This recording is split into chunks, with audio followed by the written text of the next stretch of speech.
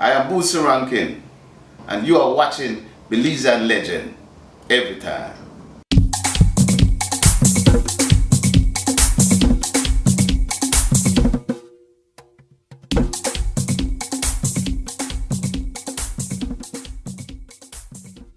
This is Belizean Legends, and I'm Bilal Morris. Today we have in the studios a very legendary Belizean Punta Rock artist, Bootsy Rankin.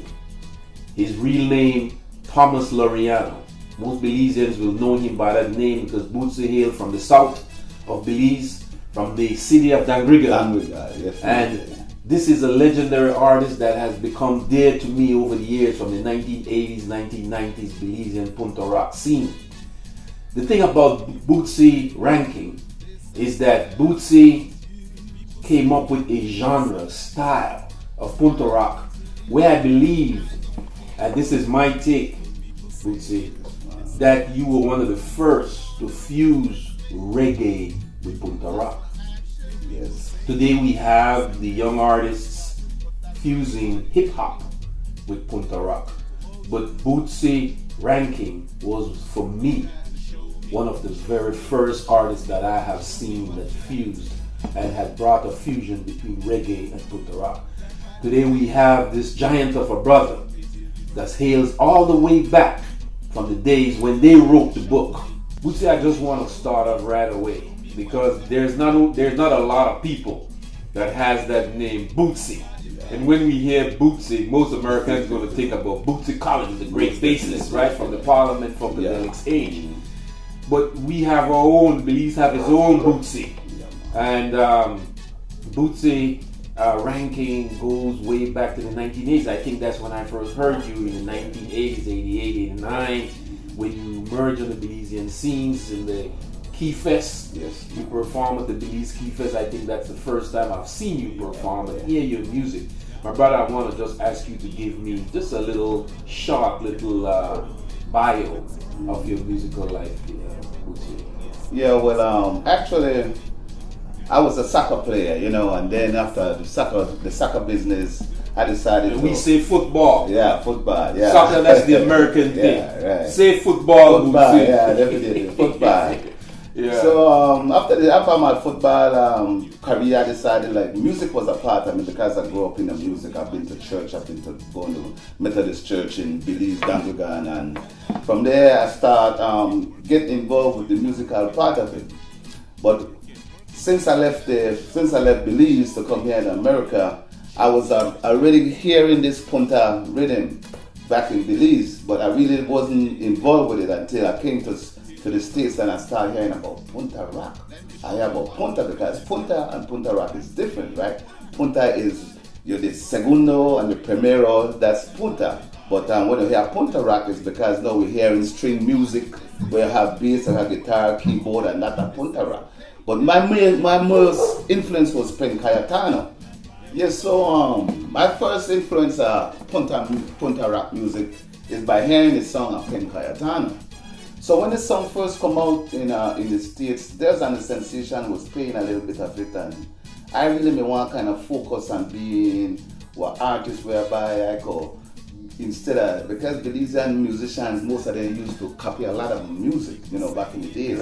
So. They had some bands, some of the best bands like Harmonettes, Lord Ray Band, and I could name a few in Dangriga side Winers. And most of these bands they used to play music by ear. And they were so good at doing this, you know what I mean? And so I kind of and never really understand, why this was done, but they play some of the best music. You could put a Belizean musician in any part of the world to play music and they will adapt. Maybe in reggae, you hear most of the Jamaicans, they can't play Punta Rock because they're all into reggae, but a Belizean musician could play anything, and that is the plus for Belizeans, the artists then, they were very good at doing that. Playing covers. Mostly covers. They mostly cover. So I said, now with this Punta Rock community is something new, I could jump on this, Yeah. So when I was involved with a band called Dangriga's Children. Now they was this, very well, right. Yeah. I was the drummer for Dangriga's Children, and actually, as soon as the band got progress in playing music, because they did most of the copying tunes and so, we was one of the #1 band dealing with some of the other big bands around, like I had Dominator band, I had Des and the Sensation, and more other band, but I just don't remember the name. But then I decided, like, you know what? I will have to start to incorporate some Punta Rock in the musical Dangriga's children. That's why the name was formed. I was the one that brought up the name. So we could affiliate with Belize Dangriga children with Punta music. So after when I start introducing Punta Rock music, people used to say, they started dance to the music, but they really didn't get the beat and everything. I don't understand what Punta Rock was all about, because here in America they didn't know about that. So I had to really go back in Dangriga to Belize 2 years or 3 years later to understand and learn more about Punta Rock music. So with that, I got a little much more field development. I meet man like Mohobob Flores, Titiman Flute, Pen Cayetano, and I just sit down and I listen, and with all what they had. And the P and those guys brought me back here to the States, where I say, now I'm focused now. So as soon as Dangriga went to the university, yes, music on the streets, right, inside. Definitely. As soon as Dangriga children feel it away, because most bands like Span, depends on how popular you will hang out for at least for 5-6 good years, sometimes more, depends on how unified you are. You know what I'm saying? Yeah. So I decided to form my own band called the Mighty Wagia Band.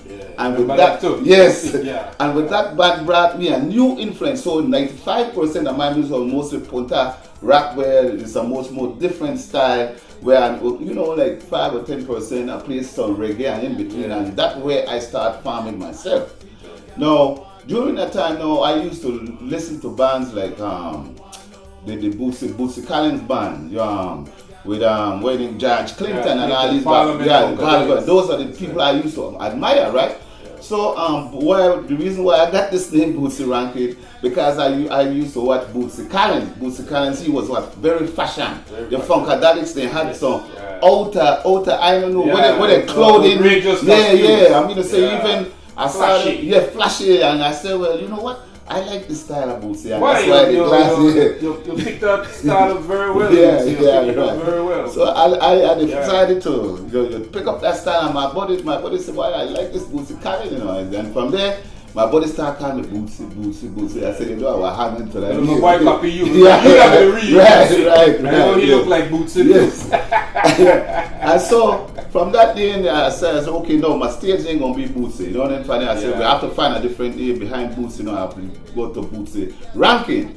And then I add in the Rankin, and that kind of make this whole name be Bootsy Rankin is the person that I am today. There you go. But no respect again.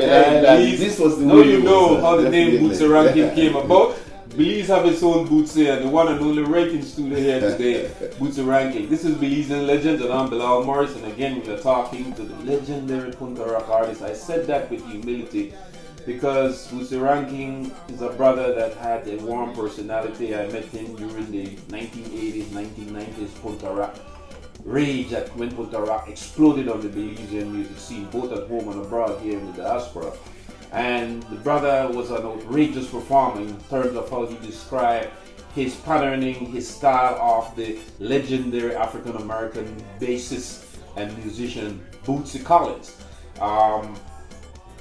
Bootsy, I want to go now, and I want to also say in terms of Dangriga children, when you mentioned Dangriga, was Mime a part of Dangriga children? No. Okay, that was just, I remember listening, I had a cassette with Dangriga's children, and I remember, I think when you said Dangriga's children, I wanted to ask you if the legendary Mime Martinez was part of that group. But then your performance, then you came from the university, the musical university, hanging out with the greats in Dangriga. You went home and you came back and know you were ready for the music scene here in Los Angeles, the largest Belizean community in the diaspora. And the explosion of the Caye Fest, brother.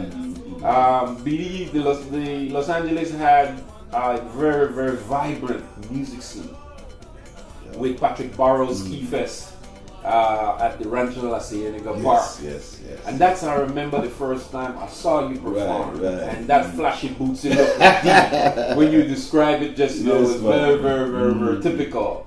Talk about when you come back into LA now.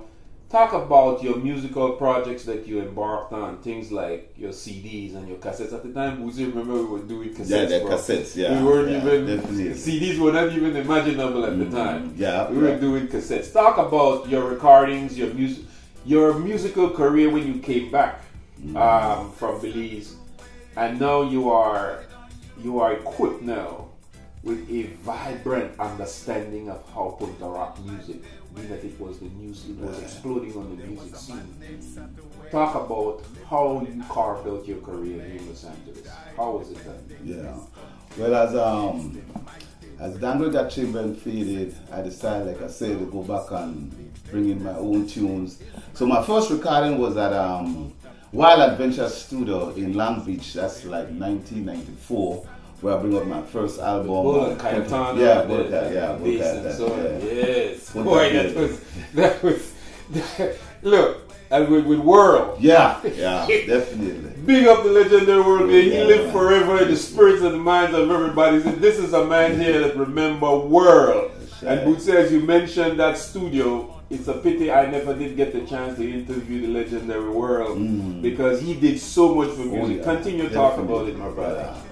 Yes, Merle was a very, very, he loved his music and stuff like that. So he and Bull Cayetano, they were the one behind the Wild Adventure Studio back in Long Beach, and that's where Mohobob brought out one of his first original Punta Rock. Yes, indeed. That went viral, explode. I call it went platinum. Yeah, because what he brought from Belize to here in LA, because here in the States have much more better instruments and more people that could understand music. So his music, that's where when I listen to Andy P music, I love it. Whosoever was behind the first album, couple of albums, they speak for itself. And those are the people, the legendary guys I listen to. You know what I mean? Because with the younger artists there, I don't really understand the language and they don't understand nothing. But those guys, those are the guys that really kind of helped me want to be like them, you know what I'm saying? Yeah. But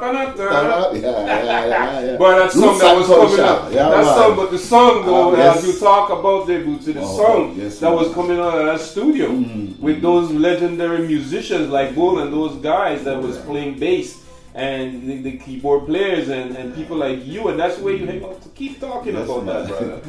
Yeah, so as we, and that was my first album, and Punta Baby, which was one of my biggest hits, you know what I mean? And with that's how you keep, you exploded. And that well known, Punta Baby. Yeah. Play here a lot in the US and all over the US, and #1 for a couple of months in Belize, on the radio station. Then just about that, then we went into the next album, which was the one Jetliner Africa. This was an album that we one of the main songs on it was during the Mandela era, whereby he just turned president, and apartheid, and I had coming from Africa, put myself like I'm in Africa and give thanks to all the Africans, like the Tanzania, on that album. So it was much more a compilation of songs. We went back to Africa. Yes, Africa. I had to, definitely. Yeah. So that kept me up for a little while, and from there, like I say, a lot of shows, and from that time to this time now, I'm running on 8 albums, you know what I mean? 8 albums. You have 8 albums under your belt. Yes, I got 8 That's albums. what you call legend, and that's what you call putting in work right there, Belize. Yeah. To live life their way. Joseph sat away, died on Euromay. Fighting night and day, living life their way.